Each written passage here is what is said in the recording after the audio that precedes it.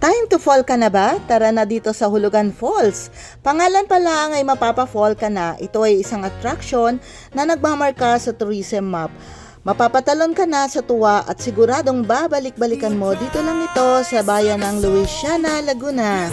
At advice lang po na kung pupunta kayo ng Hulugan Falls ay may dala kayong isang sasakyan kagaya po niya, naka-van kami. At syempre cost cutting din po kung kayo ay isang grupo kagaya niya sa ating mga kasamahan. Kaya kaway-kaway po sa kanila at shoutout sa lahat. Kaya yan, naka-van po kami, so papunta tayo dito sa Hulugan Falls. Binansagan itong hidden gem dito sa Laguna dahil hindi pa ito halos napupuntahan ng mga turista. Kinilalang isang tourist spot dito sa Laguna dahil sa taglay na national attraction ng Hulugan Falls. At ayon sa regional office ng Calabarzon, mayroong mga lisensyadong tour guides na trained sa pag-responde sa mga turista just in case may mangyayaring aberya during the tour. At na-open ang Hulugan Falls noong October 2015 with ongoing assistance, trained their tour guides and accredited by the DOT, a certification issues to the tourist enterprise with a minimum standard for the operation of the facilities and services. At syempre, trained sa basic life support and water rescue trained ang mga tour guide. Friendly sila at mababait at mafe-feel mo na talaga na iniingatan kanila during the tour. And syempre, safety dahil importante yon kasi feeling safe ka talaga dahil nandyan sila all around to guide you. So, napakahabang biyahe po niya at masaya naman. So, video kaya yan.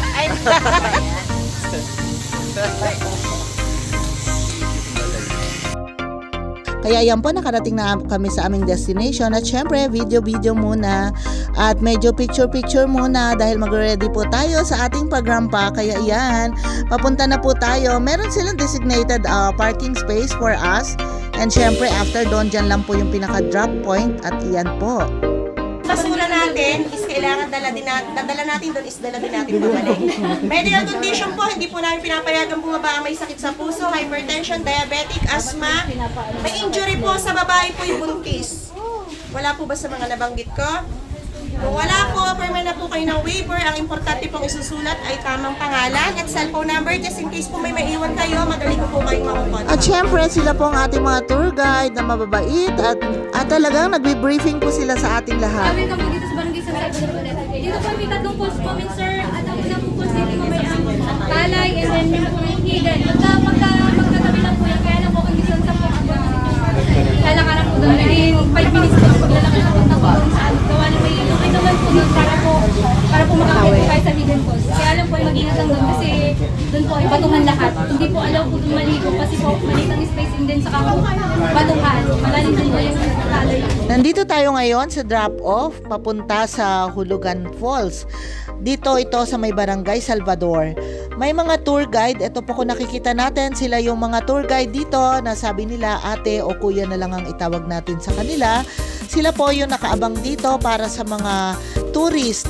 So papaupuin nila kayo dito sa isang site at i-briefing po kayo. At syempre may entrance fee at payment para sa tour guide na ibibigay tayo. At syempre lahat ng bagay ay may limitations kaya wag niyo po akong pilitin dahil hindi ko sasabihin kung magkano.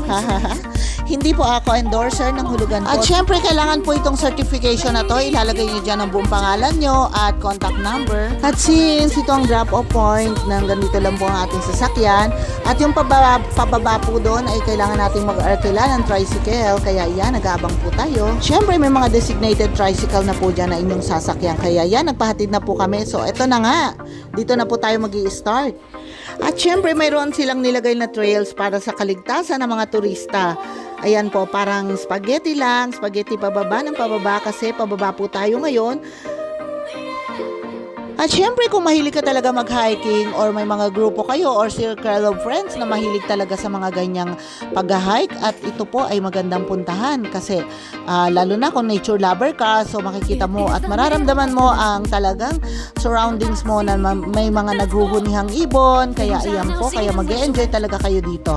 At mas advisable na pupunta ka dito ng summer o kaya yung tag-init at hindi po umuulan, at least sabi nila 3 days prior na pumunta ka dito ay hindi dapat umulan para hindi maputik at madulas ang iyong daraanan. Kaya nandito pa tayo sa first part ng daan. Papunta po yan, pababa at patarik po siya ng patarik.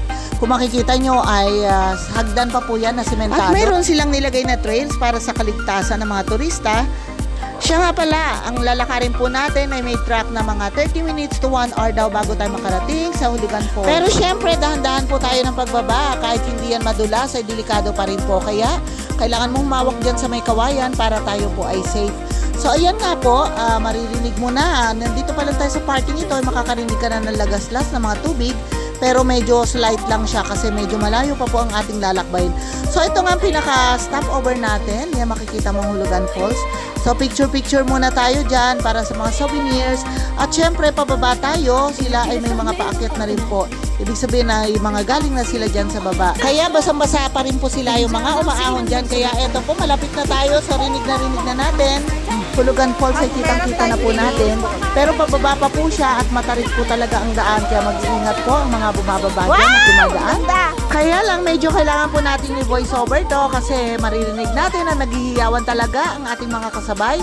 At lalo na po dun sa likuran na makikita na nila ang Hulugan Falls. At napakahaba po talaga ng ating pagbaba dahil ang dadaanan nyo po ay batuhan na matutulis na bato. Kaya naman, nandito pa lang po tayo sa taas ay rinig na natin ang lagaslas ng tubig ng Hulugan Falls. At ramdam mo na po ang electric current, ang hangin na dito po ay parang naaambunan na tayo at naaampiyasan.